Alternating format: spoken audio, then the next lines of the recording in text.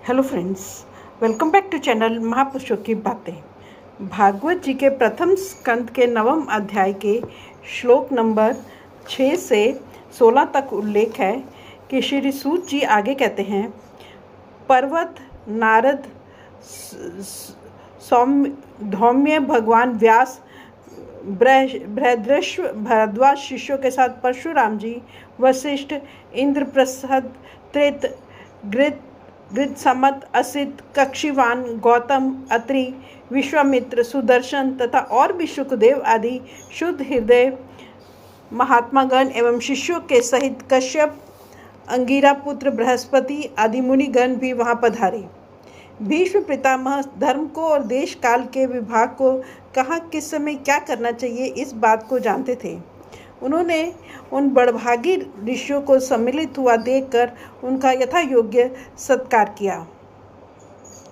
वे भगवान श्री कृष्ण का प्रभाव भी जानते थे, अतः उन्होंने अपनी लीला से मनुष्य का वेश धारण करके वहां बैठे हुए तथा जगदीश्वर के रूप में हृदय में विराजमान भगवान श्री कृष्ण की बाहर तथा भीतर दोनों जगह पूजा की।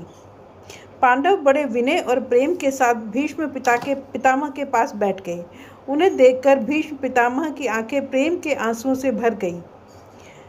उन्होंने उनसे कहा, धर्मपुत्रों, हाय, ये बड़े कष्ट और अन्याय की बात है कि तुम लोगों को ब्राह्मण धर्म और भगवान के आश्रित रहने पर भी इतने कष्ट के साथ जीना पड़ा, जिसके तुम कदापि योग्य नहीं थे। अतिरथी पांडु की मृत्यु के समय तुम्हारी अवस्था बहुत छोटी थी। उन दिनों तुम लोगों के लिए कुंती रानी को और साथ साथ तुम्हें भी बार बार बहुत से कष्ट झेलने पड़े। जिस प्रकार बादल वायु के वश में रहते हैं, वैसे ही लोकपालों के सहित सारा संसार काल भगवान के अधीन है। मैं समझता हूँ कि तुम लोगों के जीवन में ये जो अप्रिय घटनाएं घटित हुई हैं, वे सब उन्हीं की लीला है। नहीं तो जहाँ साक्षात धर्मपुत्र राजा युधिष्ठिर हों, गदाधारी भीमसेन और धनुर्धारी अर्जुन रक्षा का काम कर रहे हों, गांडीव धनुष हो और स्वयं श्री कृष्ण सुहद्र हो, भला वहाँ भी विपत्ति की संभावना है। ये काल रूप श्री कृष्ण कब क्या करना चाहते हैं, इस बात को कभी कोई नहीं जानता। बड़े बड़े ज्ञानी भी इसे जानने की इच्छा करके मोहित हो जाते हैं। Thank you.